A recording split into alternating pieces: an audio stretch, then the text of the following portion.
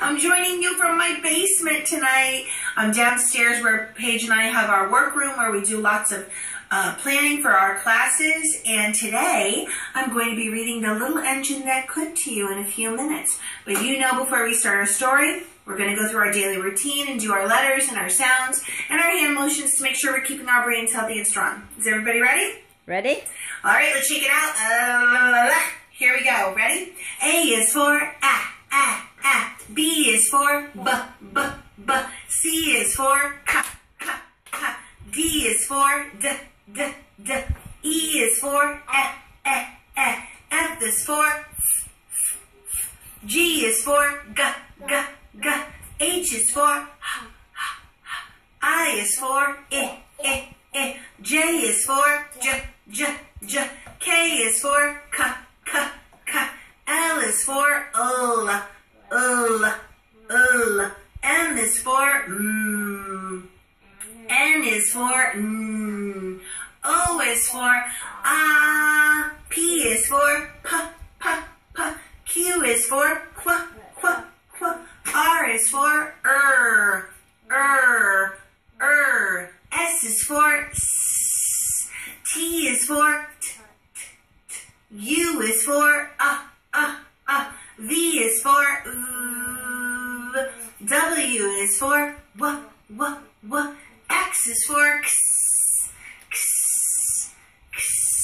Y is for y. And Z is for z. Big finish. Ta-da! Awesome job, guys. Great job. All right, today I'm going to read The Little Engine That Could for you, and it is by Watty Piper. Now, when I was a little girl and I was in school myself, this book was out, and we used to hear it all the time. However, the pictures were different. The illustrator of the book when I was a little girl was different, and the pictures were much more plain. They weren't as nice as they are in this book.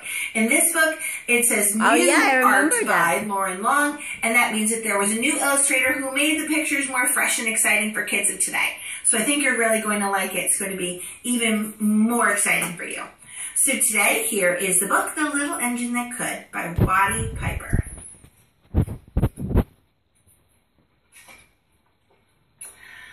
Chug, chug, chug, puff, puff, puff, ding dong, ding dong. The little train rumbled over the tracks. She was a happy little train, for she had such a jolly load to carry. Her cars were filled with full of good things for boys and girls. Here's a picture. See all the bright colors?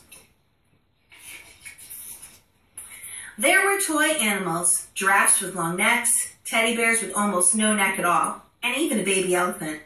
Then there were dolls. Dolls with blue eyes and yellow curls, dolls with brown eyes and brown bobbed heads, and the funniest little toy clown you've ever seen.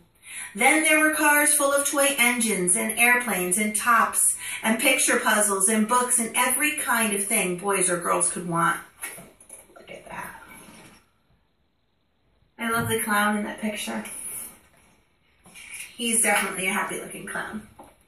But that wasn't it at all. Some of the cars were filled with all sorts of good things for boys and girls to eat.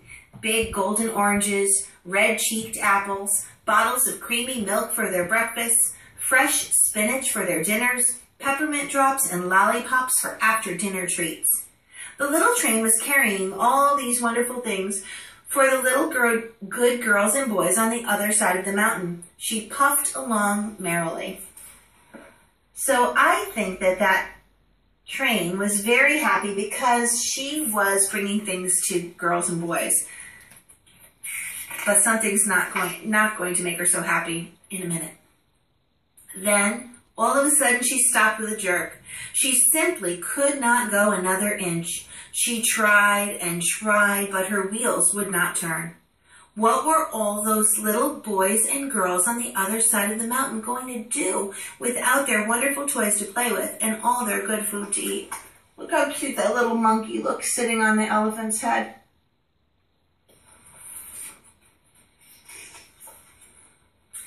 Here comes the shiny new engine, the funny little clown said, who jumped out of the train. Let us ask him for help.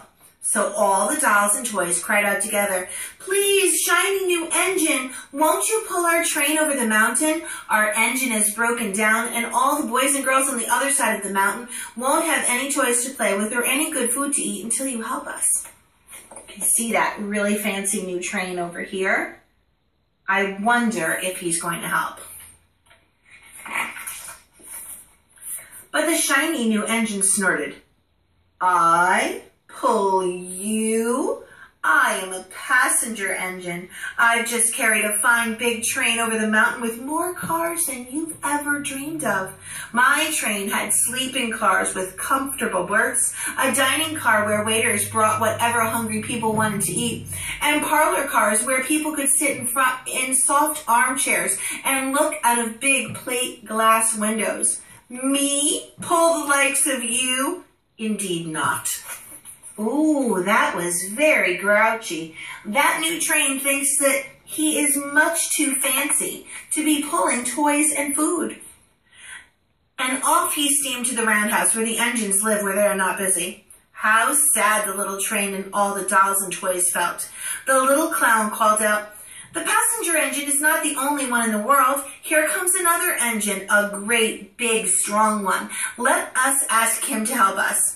So the little toy clown waved his flag and the big, strong engine came to a stop. Maybe this engine will be willing to help.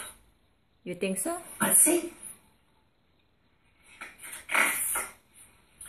"Please, oh please, big engine," cried all the dolls and toys together. "Won't you please pull our train over the mountain? Our engine is broken down and the good little boys and girls on the other side won't have any toys to play with or any good food to eat unless you help us." But this big, strong engine bellowed, "I am a freight engine. I have just pulled a big train loaded with big machines over the mountain. These machines print books and newspapers for grown-ups to read. I am a very important engine indeed. I won't pull the likes of you." Oh my goodness, guys. Another grouchy train refuses to help. First, the brand new shiny passenger engine thought that he was too fancy to help, and now this big, strong engine, the freight engine, is just thinking that he's also too important to help. Let's see. After the freight engine pulled off indignantly to the roundhouse, the little trains and all the dolls and toys became very sad. "Cheer up," cried the little toy clown. "The freight engine is not the only one in the world. Here comes another. He looks very old and tired. But our train is so little, perhaps he can help us." Oh boy. I don't know, guys. I don't have a very good feeling about this. What about you? Let's see. So the little toy clown waved his flag and the dingy, rusty old engine stopped. "Please, kind engine," cried all the dolls and toys together. "Won't you please pull our train over the mountain? Our engine has broken down and the boys and girls on the other side won't have any toys to play with or any good food to eat unless you help us." Oh boy, look, he even has gray hair. He does look very old and tired. Let's see what he says. But the rusty old engine sighed. "I am so tired. I must rest my weary wheels. I cannot even pull a little train such as you over the mountain. I cannot. And off he rumbled to the roundhouse chugging. I cannot. Oh my goodness, guys. Do you remember way back in the beginning of kindergarten, we threw the word can't right out the window. We did not want to ever hear that we can't do something. We always wanted to try our best. Then indeed the little train was very, very sad and the dolls and toys were ready to cry. Oh my goodness, look at their sad faces. Aww. I think something's going to happen next to fix this problem. But the little clown cried out, "Here is another engine coming, a little blue engine, a very little one, but maybe she will help us." The very little engine came chugging merrily along when she saw the toy clown's flag, she stopped quickly. Oh, she is adorable. Look at how cute she is over here. She's pretty small, though. I don't know. Let's see. "What's the matter, my friends?" she asked kindly. "Oh, little blue engine," cried the dolls and toys, "will you pull us over the mountain? Our engine has broken down and the good boys and girls on the other side of the mountain won't have any toys to play with or any good food to eat unless you help us. Please, please, please help us, little blue engine." Oh, I have a good feeling about this. She looks very friendly and happy.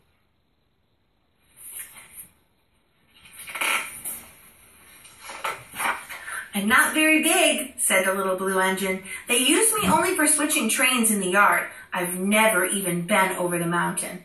"But we must get over the mountain before the children awake," said all the dolls and toys. The very little engine looked up and saw the tears in the doll's eyes. She thought of all the good little boys and girls on the other side of the mountain who would not have any toys or good food unless she helped. Then she said, "I think I can, I think I can, I think I can." And she hitched herself up to the little train. You could see her thought bubble, and she sees it's almost morning and they're going to wake up. I think that having a positive attitude and saying, "I think I can," is really going to help her. Let's see. She tugged and pulled and pulled and tugged, and slowly, slowly, slowly they started off. The toy clown jumped aboard and all the dolls and toys and animals began to smile and cheer. They're starting to move. I think that the most important part was even though she was small, she gave it a try. Some of the other engines wouldn't try. They felt that they were too important or too busy or too old and tired, but she gave it a try. And she had a positive attitude. That means she kept saying to herself, "I think I can do this." And that's what happened. Puff, puff, chug, chug went the little blue engine. "I think I can, I think I can, I think I can, I think I can, I think I can, I think I can." It almost sounds like she's chugging. That's almost like the rhythm of the train going on the tracks. Up, up, up, faster and faster and faster the little engine climbed. Look at, there she goes up the mountain.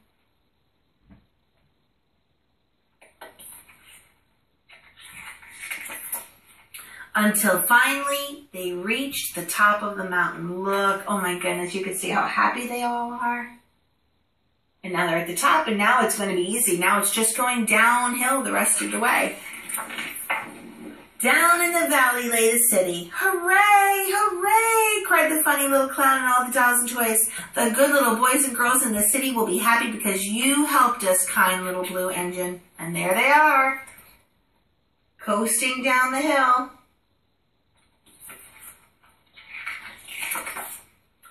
And the little blue engine smiled and seemed to say as she was steadily puffing down the mountain, "I thought I could, I thought I could, I thought I could, I thought I could, I thought I could." And there she goes. So the moral of the story is to always try and always have a positive attitude. I know that you do in class, right? Excellent job. Yeah, that was good. I really liked that book. They made it. So today, our sentence is going to be, the other day we wrote a sentence about our favorite smells. So today I was thinking about it and I said, oh, you know what I would like them to write about? I would like to write about their favorite sounds. So today's sentence is going to be, my 3 favorite sounds are. So when I was thinking about some sounds that I like, I love the sound of jingle bells because it reminds me of Christmas time. So that would probably be one of the sounds that I would put down. Another sound that I love is the sound in the fall when all the leaves fall and I take Gia for a walk. I love the sound of the crunching leaves under my feet when I walk, that crunch, crunch, crunch sound. I really like that. And one more sound, let me think. So I did the jingle bells and the fall leaves and what would be another sound? Oh, you know what? I like the sound. This is kind of silly, but I do like this sound. Sometimes at night when we're watching TV and Gia is resting and she sleeps on the end of the couch, on the end of the